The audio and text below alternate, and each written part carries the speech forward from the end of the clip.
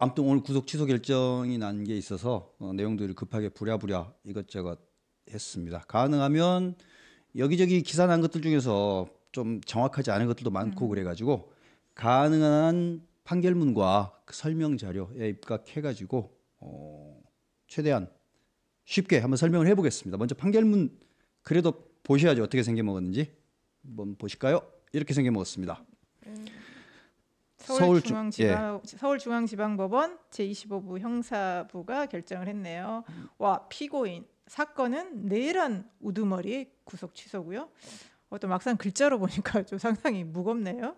피고인 윤석열 대한민국 대통령 피고인의 구속을 취소한다라는 주문이 나왔습니다. 예, 피고인의 구속을 취소한다. 예, 어떤 의미인가요? 예, 이게 1차적으로는 구속을 취소한다고 해서 바로 풀려나는 건 아닙니다.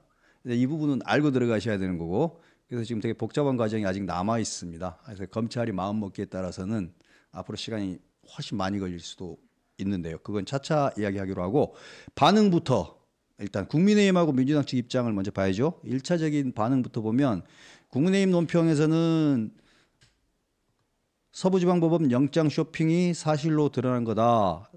공수처의 영장 쇼핑이죠. 사법체계를 악용해 헌정 질서를 흔들고 정당한 법치를 무너뜨리려는 시도는 용납될 수 없다. 대통령의 방어권이 충분했는지도 원점에서 재검토하라. 헌재도 평의를 전면 재검토하라. 마치 그 구속 취소 결정으로 인해서 새로운 승기가 잡혔다라는 것을 확인하고 싶은 것 같죠. 헌재도 제고하라라는 의미가 강하게 들어있습니다. 뭐 좀 과하기는 한데 아무튼 그렇게 주장할 법하죠. 민주당 측 입장은 박찬대 유감이다. 검찰은 즉시 항고하라. 즉시 항고라는 절차가 있습니다. 윤석열이 법률과 헌법을 중대하게 위반한 사실은 변함없다. 사실 원문대로 하자면 내란 수계 윤석열이 이렇게 말했을 겁니다. 너무 혐오스러워서 그 말은 뺐습니다. 그다음에 한민수 내란 수계 윤석열 석방이 웬 말입니까? 라고 아예 그냥 대놓고 말을 했고요. 검찰은 즉시 항고해야 합니다. 법원 결정은 헌재의 탄핵 심판과는 전혀 무관합니다. 영향 주지 않을 것입니다. 이런 말을 했습니다. 그러니까 민주당은 굉장히 좀 당혹스러워하면서 의원총회를 열었더라고요. 예. 의원총회를 열고 나서 이제 뭐 법률위원장이나 이런 사람들이 이거는 그냥 날짜 계산 잘못한 것뿐이지 다른 사실에 관한 판단이 아니다라고 얘기했고요. 이재명 대표 같은 경우는 이런 거예요.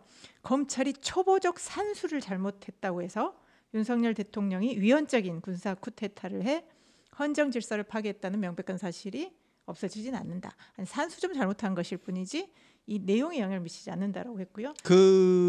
일단 이재명 대표의 발언도 그렇고 방금 한 그것들이 다 팩트의 왜곡입니다. 판결문에 대한 왜곡이고 판결문의 판결 요지에서 거대하게 볼 때 그 구속 취소를 결정하게 된 이유는 두 가지입니다. 하나는 구속이 산수를 못했다라고 치자고요. 이제 구속 기간 만료된 기간을 도과했다라는 게 한 가지가 있는 거고 또 한 가지 판단은 그렇지 않은 다른 상황을 보더라도 이러저러한 미비된 절차 때문에 불비한 절차 때문에 이러저러한 사정이 있으니 이렇게 하는 게 맞겠다. 그래서 구속 취소한 이유는 두 가지입니다. 단순히 일자 때문은 아닌 거고 저는 그 뒤에 게 더 중요하다고는 생각합니다만 아무튼 그러면 먼저 그 구속 기간 만료부터 한번 볼까요?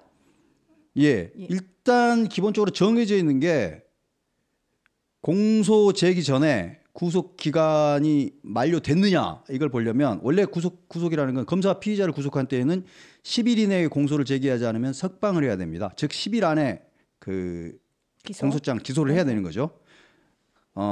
그런데 또 이게 함정이 있습니다. 구속하기 전에 피의자 신문이 있잖아요. 구속 적부심이라고 그러죠. 그래서 수사관계 서류 등이 그때는 검찰한테 있는 게 아니고 법원에 갖다 줍니다.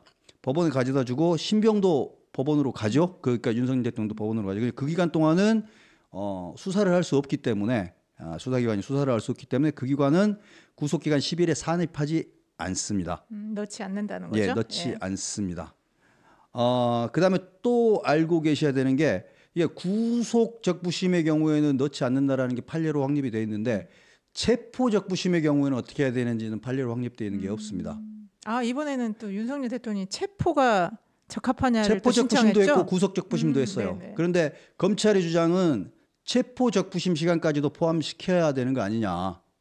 그러니까 즉 그것까지도 10시간 조금 넘는데요. 그 시간도 빼줘야 되는 거 아니냐였고 룰이 명확하지 않은 경우에는 피의자 이익을 우선해야 한다라는 판단 아래 판사는 그 기간을 뺐습니다. 그다음에 또 한 가지 구속 체포되는 날 그날은 몇 시에 체포됐든 간에 그날 하루를 24시간 하루로 칩니다. 이게 초일산위부 원칙이라고 합니다. 그러니까 첫날은 다 하루로 친다. 첫날은 뭐 23시에 체포가 됐더라도 그건 24시간으로 치는 겁니다. 아하, 아침 일찍 체포됐더라도. 밤 11시에 체포됐건 새벽 1시에 체포됐건 간에 같은 날에 체포됐으면 그날 하루는 24시간으로 쳐줍니다. 이게 초일산입의 원칙이고 그다음에 통상 지금까지 이런 것들을 따질 때는 날짜로만 따져왔습니다. 날짜로만 따져왔는데 이 판사, 지규현 판사인데요. 이 판사는 날짜로 따지지 않고 시간으로 따졌습니다. 그럼 그 다음 표를 보고 좀 이게 같이 봐야 될 것 같아요. 실제로 네. 이게 산수입니다. 이게 기초적인 산수라고 그러는데 쉽지 않을 수도 있어요. 네, 어려워요. 이재명 대표가 검찰이 지금 산수도 못한 검찰이에요. 우리 다시 초등학교 돌아가가지고요. 구몬 수학 구몬 산수해야 됩니다. 네. 1월 15일 10시 33분 텔레비전으로 다 봤을 텐데요. 공수처에 윤석열 체포가 있었습니다. 오전 10시 33분에 이게 이 영장을 딱 제시하고 신병을 확보하는 그 순간부터가 사실은 이제 체포하는 그 순간부터 나중에 구속영장이 통과가 되면 구속 시한으로 10일 안에 포함이 됩니다. 체포하는 그 순간부터. 그래서 이 1월 15일 10시 33분이 중요하고요. 그러고 법원에다가 그 체포영장이 기각이 되니까 17일 날 구속영장을 바로 또 칩니다. 그러니까 17일 날 17시 46분 서부지법에 구속영장을 청구를 합니다. 그러고 나서 구속영장이 나오는 게 그로부터 33시간 7분이 지난 1월 19일 새벽 2시 53분에 구속영장을 발부함과 동시에 신병도 인도하고 여러 가지 수사 서류들도 다시 검찰로 돌려줍니다. 이 시간이 33시간 7분입니다. 그러니까 이 시간을 10일에서 33시간 7분을 더해줘야 되는 거죠. 그래서 이렇게 계산해가지고 법원이 계산을 해보니까 그래서 최종 구속기간 만료하는 시간은 1월 26일 9시 7분이다. 이게 판사의 판단입니다. 그런데 실제로 검찰이 공소장을 제기한 거는 이 시간을 한참 약 한 9시간 정도, 10시간 정도 도과한 1월 26일 18시 52분에 중앙지법에 공소를 제기합니다. 그러니까 기관 도과한 그 불법적인 구속 상태에서 공소를 제기했기 때문에 석방해야 한다라는 결론을 내린 겁니다. 그 밑에 산식을 써놨습니다. 15, 16, 17 쭉 해가지고 총 10일 플러스 33시간 7분은 1월 26일 오전 9시 7분이다. 그때까지 풀어줬어야 했는데 검찰은 이걸 풀어주지 못했다. 라는 거고 검찰은 여기에 그 체포적부심을 했던 시간이 있거든요. 체포적부심을 했던 시간도 포함시켜가지고 빼줘야 되는 거, 더해줘야 되는 거 아니냐. 33시간 7분 플러스 체포적부심한 시간 10시간 몇 분도 넣어줘야 되는 거 아니냐라고 했는데 판사의 판단은 달랐습니다. 판사의 판단은 체포적부심과 관계에서는 그거를 넣는다 뺀다 그런 것들이 아마 확립된 판례가 없나 봐요. 그럴 때는 그런 경우에는 피의자에게 유리하게 판단한다. 라고 해가지고 윤석열 대통령에게 유리하게 판단해서 그건 넣지 않았습니다. 그러니까 그때 이제 1월 말로 한번 기억을 더듬어 보면 그때도 구속기간 만료가 며칠이냐 어쩌나 논란이 좀 있었던 이미 논란이 것 같아요. 있었죠. 그래서 제 기억에 검찰은 1월 26일까지다. 뭐 공수처는 아니다. 하루 더 있어서 1월 27일까지만 하면 된다. 그때도 굉장히 논란이 있어서 아니 왜 지금 윤석열 대통령 수사와 관련돼서는 하나하나가 다 이렇게 논란이 되는가. 그래서 나중에 이걸 어떻게 감당할까 싶었는데 딱 이번에 문제가 이미 그 됐네요. 당시에 논란이 되고 있었기 때문에 검찰이 이걸 의식했다면 그게 맞춰가지고 얼마든지 할 수도 있었는데 못한 거죠. 아하. 그래서 이제 박지원 의원 같은 경우는 의도성 빵꾸다라고 이제 말씀을 하시는 거잖아요. 그러니까요. 그 검찰이 일부러 혼돈 차고했다. 뭐 이런 얘기까지 하는 거죠. 예. 검찰이 뭐 풀어주려고 이렇게 작전을 짰나 뭐 이런 의미였을까요? 글쎄, 아무튼 뭐 그럴 일은 없다고 생각하고요. 검찰이 무슨 모든 검찰이 전부 윤석열 대통령과 같이 일을 했던 건 아니에요. 검찰 안에도 다 정치적 성향이 다를 거 아닙니까? 그래서 택도 없는 박지원 의원님의 그 발언은 양반이 망상이 요즘 있는 것 아니 같아요. 그리고 사람이 본인의 좀 생각과 가치관에 따라서 세상을 보잖아요. 본인이 내가 굉장히 뭐 외사에 좀 모사꾼 같고 음모적이면 남들도 그럴 것이다. 세상도 그렇게 돌아갈 것이다라고 좀 생각하는 경우가 있어서 아 뭐가 있는 거 아닌가라고 생각을 한 것 같습니다. 아니 뭐 윤석열 대통령만 해도 본인의 보스가 그 문재인 대통령이었을 때나 본인의 보스가 다른 사람이었을 때나 그 사람 말을 안 듣기로 유명했잖아요. 본인의 소신대로 판단하고 그런 판사들 많습니다, 당연히. 그러니까요. 네. 그래서 이제 여기 이제 오늘 한해 취소의 그 중요한 근거가 그래서 된 지금 거죠? 첫 번째, 그래서 날짜 계산이 잘못된 부분 이것 때문에 그 불법으로 구속되어 있는 상태에서 청구한 영장이기 때문에 풀어줘야 한다라는 게 한 가지 첫 번째가 이게 되고 이거 저는 이거 판사의 주장이 맞다고 생각합니다. 근데 다만 지금까지의 관행은 시간으로 보지 않고 글쎄요, 보통은 날짜로 날짜였는데. 했던 관행이 있었는데 이 판사가 독특하게 이렇게 했기 때문에 상고심에서 상급 법원에서 다투어 볼 만하다라고 생각은 하는 것 같습니다. 근데 워낙 그 부분에 대해서 이 판사가 꼼꼼하게 적어 놨더라고요. 그래서 이 판사의 판단이 법적으로는 더 타당해 보이기 때문에 상급 법원에서 기각되기는 쉽지 않아 보이는 게 솔직히 제 생각입니다. 이거를 기각시키려면 이 판사의 판단이 틀렸다라는 걸 보여줘야 되잖아요. 네. 근데 법리적으로 틀리지 않았고 여러 가지 형사소송법 원칙에 따르더라도 명확하지 않을 때는 피의자의 이해에 우선한다든지 뭐 불구속 수사의 원칙이라든지 이런 걸로 보면 저는 이 판사 매우 짱짱하게 짜놨기 네. 때문에 당하지 않을 것 같습니다. 네. 그러면 이제 이게 핵심 오늘 판단이었고 이게 첫 번째였고요. 예. 두 번째가 뭐냐면 이제 마지막 페이지 부분에 가면 변호사들의 주장을 판사가 인용을 합니다. 이건 이제 윤석열 대통령 측 변호사. 예, 이거 가지고 주장입니다. 주진우 의원이 오늘 마치 이게 법원의 판단인 것처럼 변호사들의 주장을 법원의 판단인 것처럼 해가지고 이제 끝났다 뭐 거의 그런 식으로 이겼다 그렇게 생각하시는 것 같은데 아닙니다. 정확하게 말하면 판사가 인용한 윤석열 변호사 측의 주장입니다. 뭐냐?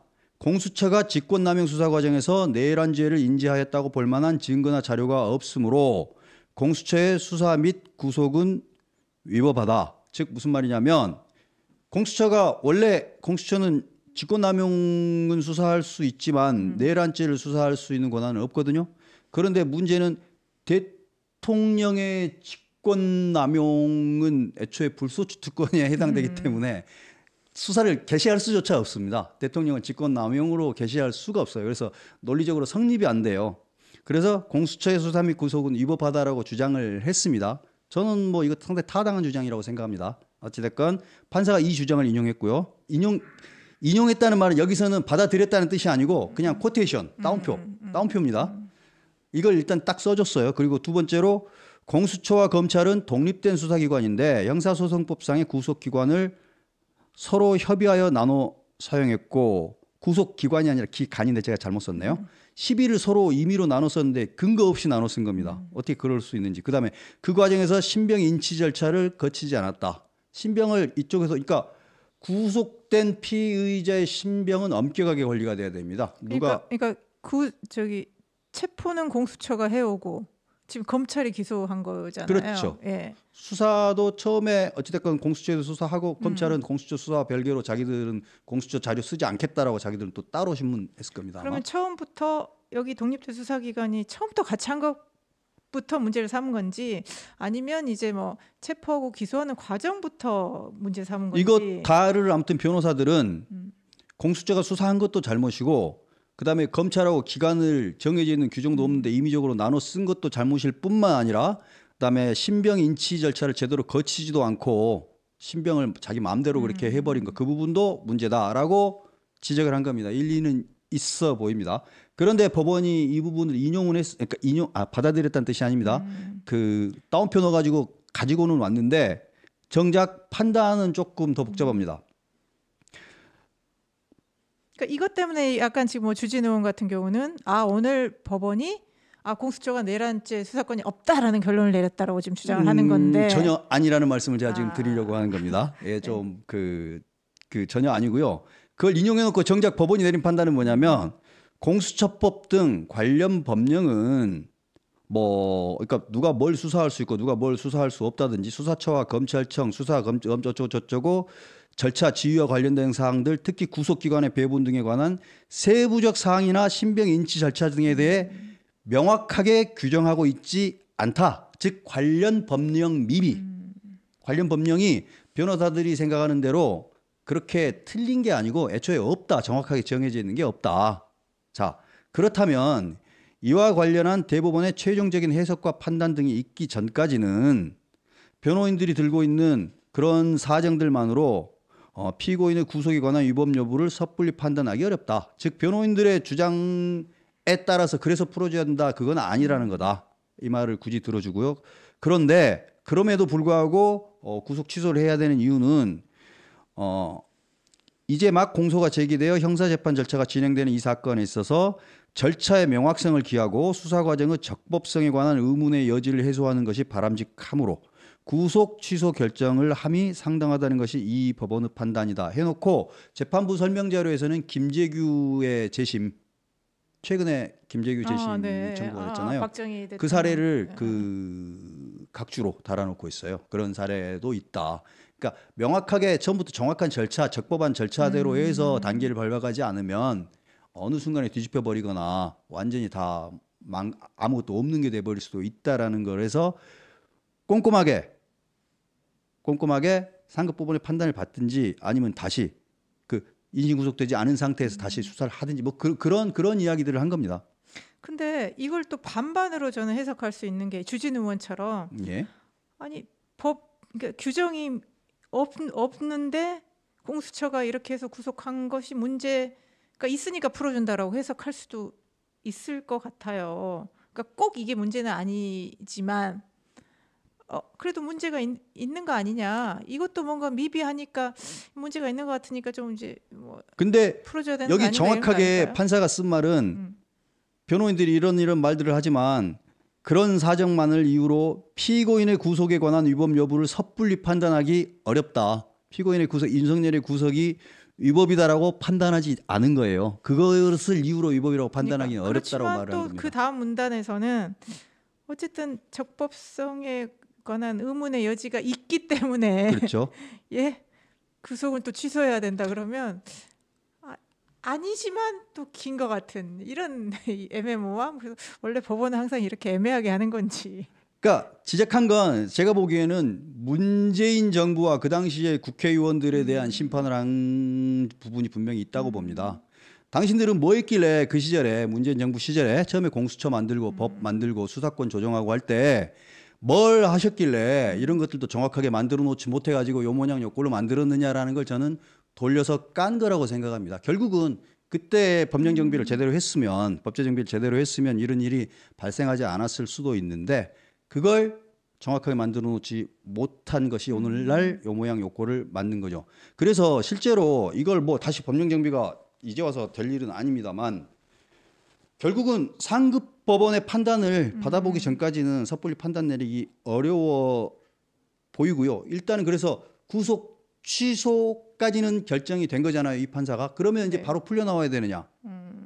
그게 또 아니라는 게 이제 아이러니입니다. 재밌는 부분인데 오늘 이게 첫 보도가 나오고 나서 이제 풀려난다고 그 용산에서 준비 중이라고 기사 나오고 그랬었는데 네. 그게 아닙니다. 절차상. 그걸 보여드리자면 이게 참 복잡합니다. 그게 복잡합니까? 취소했으면 바로 그냥 집행하면 될 것 같은데 또 뭐가 있습니까? 검사가 이게 즉시 항고라는 절차가 있습니다. 검사가 즉시 이거 부당합니다. 그러니까 이 구속 취소 결정에 대해서 검사가 즉시 항고가 가능한 기간이 최대 7일간, 7일 안에 즉시 항고를 할 수 있습니다. 즉시 항고를 할 수 있는 7일간은 풀려나지 않습니다. 즉 구속 취소 집행이 정지가 됩니다. 그리고 그 안에 언제라도 7일 안에 즉시 항고를 해도 역시 판결이 날 때까지는 구속 취소가 집행이 정지가 됩니다. 즉 여전히 갇혀 있다는 소리입니다. 그리고 즉시 항고에서 즉시 항고를 해가지고 다시 판결을 받아보니 또 구속 취소 결정이 나올 수도 있잖아요. 네. 그런 경우라도 검찰이 또 재항고하면 계속 집행 정지가 또 어머, 됩니다. 그럼 그래서 하세월이네요. 최종심에서 구속 취소 결정을 해야 될 때까지 일단 그게 현재 법이 그렇습니다. 근데 윤석열 대통령 측의 주장은 이겁니다. 구속 집행 정지 시 즉시 항고해 가지고 구속을 연장시키는 것은 위헌이다라는 헌재 결정이 있다. 2011 헌가 36 이 결정이 있어서 이 결정을 보시고 신속한 석방을 요구하라. 근데 표현이 달라요. 구속 취소하고 구속 집행 정지하고는 다릅니다. 그래서 민주당 측에서는 구속 집행 정지하고 구속 취소는 다르다. 그 헌법재판소 그 판례는 구속 집행 정지 시에 즉시 항고했을 때가 위헌이다라는 것을 판단을 내려준 거지 구속 취소 시에 즉시 항고가 위법이라는 판단은 나온 바가 없다라고 말을 하고 있습니다. 윤석열 대통령 측은 그게 유사 사례 아니냐, 유사하다라고 네. 말을 하고 있는 거고 민주당 측에서는 엄연히 다르다라고 말을 하고 있습니다. 근데 또 한 가지 보석을 신청했을 때 보석을 취소시켜버린 즉시 항고를 해가지고 보석을 취소해버리는 게 위헌이다라는 결정이 또 있습니다. 그 말은 뭔 말입니까? 윤석열 대통령이 그 즉시 항고를 검찰이 했더라도 윤석열 대통령 측에서는 보석 청구를 할 수 있습니다. 그러니까 이제 사람이 풀려날 수 있는 방법 중에 하나인 거잖아요. 보석을 신청할 수 있게 돼 있습니다. 근데 처음에도 그런 거예요. 윤석열 대통령이 구속됐을 때도 보석을 청구할 수도 있었지만 예. 구속 자체가 부당하다 해가지고 그렇죠. 하는 거죠. 구속 취소를 했기 때문에 지금 와서 보석 청구를 한다? 근데 저라면 무조건 할 것 같습니다. 일단 나와야 되니까. 나와서 그 소송 준비도 이게 형사뿐만 아니라 헌재도 마찬가지입니다. 나와서 여러 명이 둘러 앉아가지고 회의도 하고 변호사들하고 이 준비가 안에 있을 때하고 밖에 있을 때하고 저는 효과가 엄청 다를 것 같은데요. 근데 대통령이 아니 구속 취소돼서 빨리 나를 풀어줘야지. 그럼 안 풀어줘서 다른 방법으로 보석 청구를 한다. 그러면 윤석열 대통령 스타일도 아닌 것 같고 또 사람들 보기에 아니 뭐야 왜 대통령 안 풀어주고 왜 이렇게 보석이라는 방법으로 나와야 되나 했을 때 오히려 지지자들한테는 더 반감을 일으킬 것 같고 또 이제 보석이라는 거는 구속 취소하고 좀 다르게 또 인신에 좀 구속이 제한이 있지 않습니까? 보석이라는 건 이렇게 사람들 만나거나 이런 것도 좀 부자연스럽고 뭐 보석금도 내야 되고 그래서 그렇게 볼 건 과연, 아니에요. 보석도 엄연히 법적으로 피의자에게 피의자가 가질 수 있는 권리 중에 하나예요. 보석 청구도. 그러면 본인에게 있는 일단 나온다. 권리를 신청하는 거에 있어서 뭐 그게 본인의 정당성하고는 전혀 무관하기 때문에 저는 할 수 있으면 할 수 있다고 생각합니다. 다만 이제 뭐 더 다쳐보려고 그냥 끝까지 가보자 하고 깡을 같이 부릴 수도 있는데 그게 실익이 없다는 거면 저는 그럴 필요 없고 구속 청구할 수 있으면 구속 청구해가지고 일단 나와야 된다. 예, 보석 청구해서 일단 나와서 더 효과적으로 소송 대비를 하는 게 맞다. 그리고 시간이 된다면 탄핵 심판이 언제 날지 모르지만 탄핵 심판 준비도 더 효과적으로 할 수 있다라고. 그러면 지금 이 대통령이 구속 취소 결정이 났음에도 불구하고 그럼 지금 이 칼자를 쥐고 있는 게 검찰이네요? 현재 칼자루를 쥐고 있는 건 검찰이고 제가 아직 말씀을 안 드린 부분은 뭐냐면 통상 이런 경우에 구속 취소 결정의 취지는 부당한 구속이었으니 풀어주라는 거잖아요.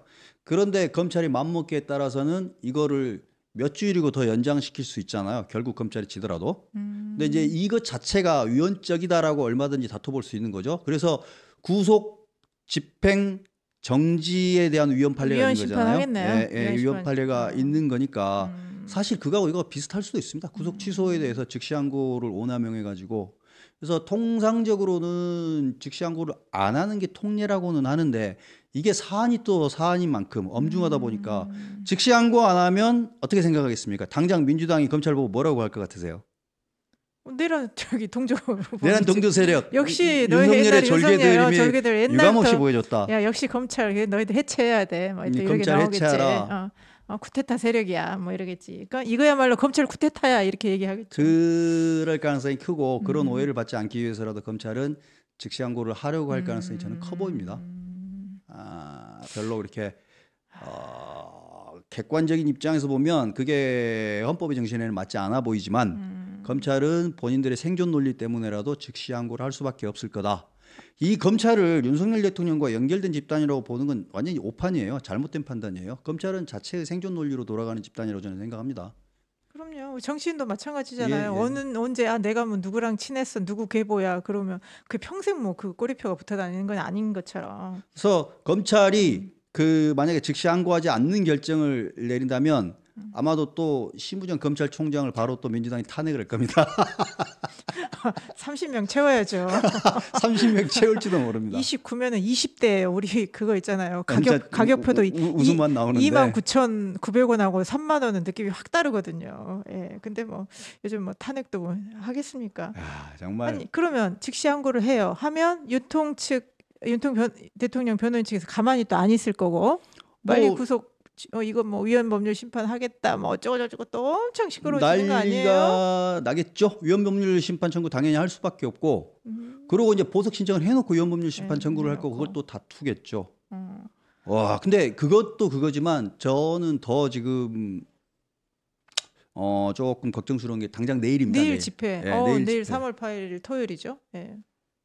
내일 집회에서 어떻게 될지 모르겠어요. 아마도 윤석열 대통령을 지지하는 탄핵 반대 집회에는 엄청난 동력이 더 붙을 게 분명합니다. 그렇죠. 엄청난 동력이 붙을 거고 무지무지한 인파들이 몰려들 거라고 생각하고 거기서 강한 힘을 더 보여줘야 즉시 항고도 부담을 가질 거고 헌재도 부담을 가질 거다라고 생각할 거니까요. 윤석열 대통령 지지층들은 아마 용기 백배할 그렇죠. 계제가 됐죠. 그리고 좀 이미 막 또 용산 관저 주변에 예. 또 뭐 가 있고 그러니까 자 그러면 민주당 측은 내일 또 야오당 뭐 또 집회하지 야오 않습니까? 오당 연합 집회 하나요? 네, 그렇죠. 민주당도 내일 세대결하러 갈 건데 민주당들은 얼마나 결집될지는 사실 잘 모르겠습니다.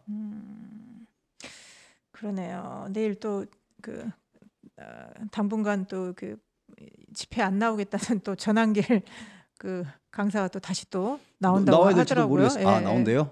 나온다고 하는 것 같아요. 그러면 또 내일 뭐 이제 구속 취소까지 됐는데 왜 석방 안 시키냐 또 얘기하겠죠. 그래서 내일 아마 격렬하게 좀 부딪힐 것 같은데 그러면 지금 이걸 가지고 이제 국민의힘이나 민주당은 이제 명확하게 지금 입장이 달리는데 그러면 이거 지금 헌법재판하고는 무슨 관계가 있나요? 이건 뭐 형사적인 내용이기 때문에 그리고 또 오늘 이 결정, 이 주문이 이거는 뭐 절차적인 문제를 제기한 거다. 헌법심판의 뭐 내용과는 무관하다. 앞으로 계속 헌법 재판이든 형사 재판을 하기 위해서는 절차적인 그런 의문이 없어야 되기 때문에 이걸 좀 털고 가기 위한 그런 거지. 민주당 주장처럼 실제 뭐 내용에 영향 미치지 않을 거라고 보는데 실제로 범죄 혐의 내용에 대한 판단은 없는 거잖아요. 재판부가 범죄 혐의 내용에 대한 판단은 하지 않았고 절차적 미비, 시간 계산 못한 거하고 절차적인 미비, 규정 미비 이것만을 지적한 거잖아요. 그래서 저는 이게 실체적인 내용적인 판단을 하지 않았다라고 생각하고 즉 헌재의 결정이나 나중에 이제 형사법정에서의 네 번째 재판의 결정에는 미치는 영향은 제한적일 거다.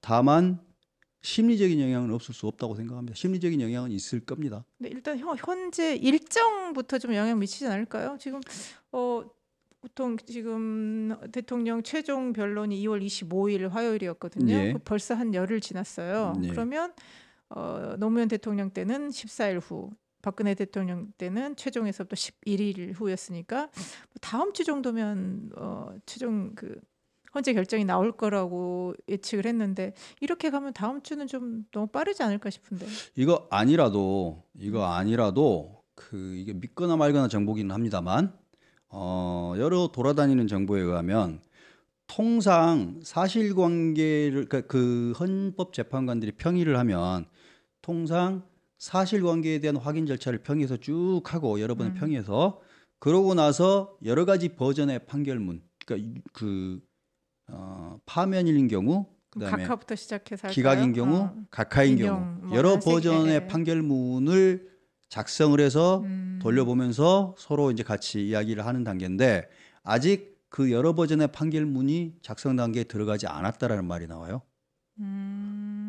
그래서 당신 생각은 뭐요? 당신 생각은 뭐요라고 하면서 서로 그 평결 절차, 서로의 의견을 물어보는 절차 아직 거기까지도 안 들어갔다는 말이겠죠.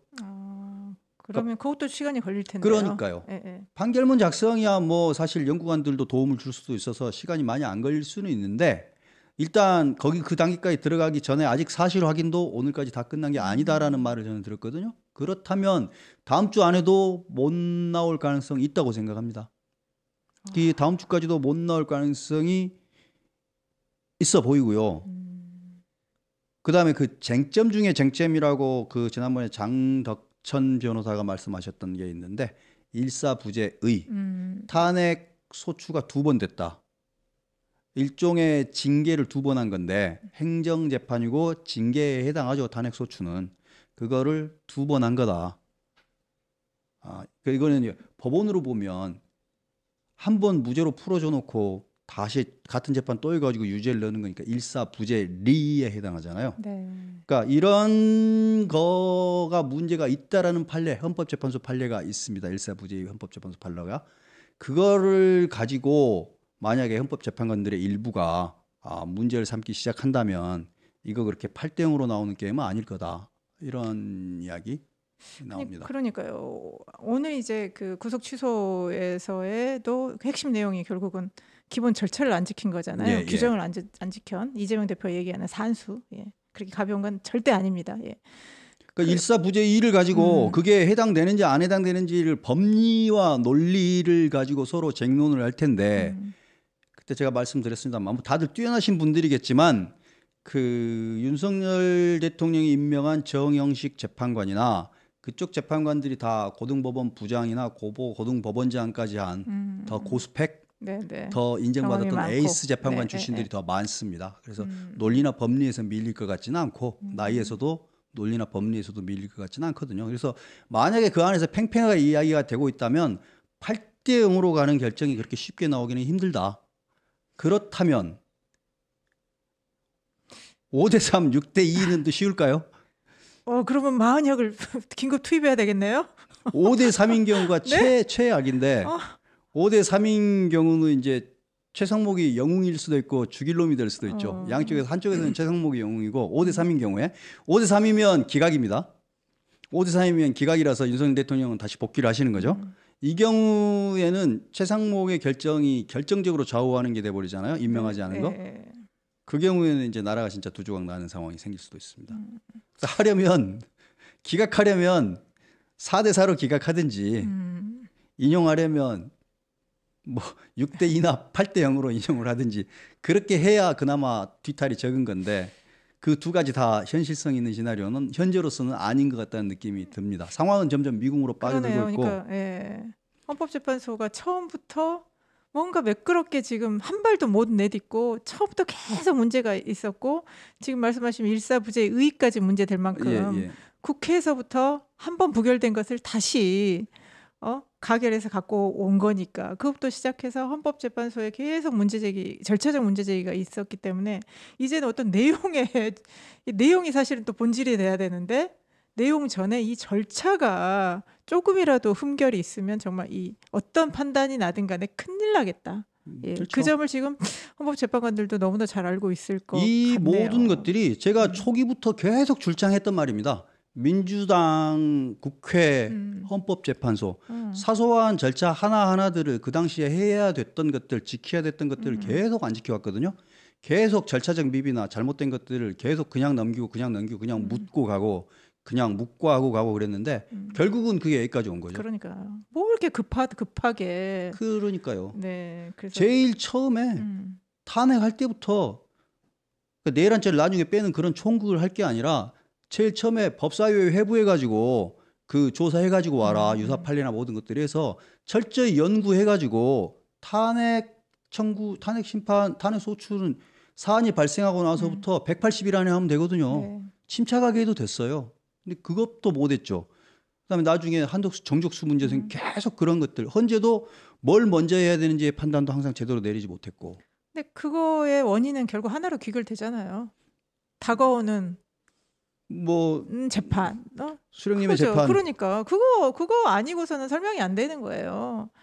그게 지금 막 이렇게 뭔가 이 위기가 다가오는데 어떻게 마냥 있을 수 있어요? 그렇게 급하다 보니까 우리 뭐죠? 바늘 허리매어 못 쓴다. 하도 오랜만에 내가 이재명이라는 사람의 헷갈린다. 재판 하나가 네. 대한민국의 모든 절차의 음, 문제점을 음, 약점을 적나라하게 지금 보여주는 거죠. 네. 그렇네요. 그러면 어쨌든 검찰이 어떻게 할지 빨리 좀 뭐가 나와야지. 예. 뭔가 나와야 네, 이야기가 될 네, 건데. 네.